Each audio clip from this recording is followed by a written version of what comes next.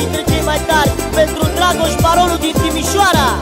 Ești valabil când ai bani, dar îți faci și mulți dușmani.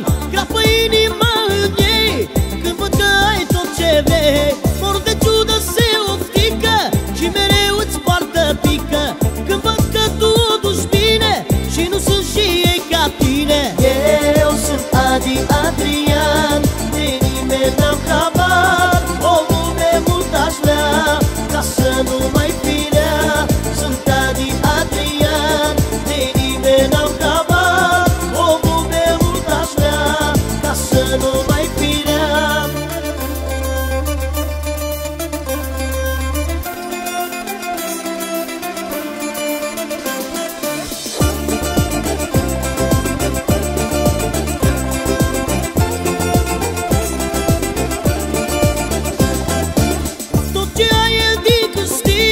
Și acum ești fericit, ai de toate tot ce vrei, limuzină și femei. Ai stofă de bogătaș și ești tare în oraș. În țară nu-i niciunul ca Dragoșa lui Baronul. Eu sunt Adi Adrian, de nimeni n-am habar. O lume mult aș vrea ca să nu mai fi rea. Sunt Adi Adrian, de nimeni n-am habar. O lume mult aș vrea ca să nu mai fi rea.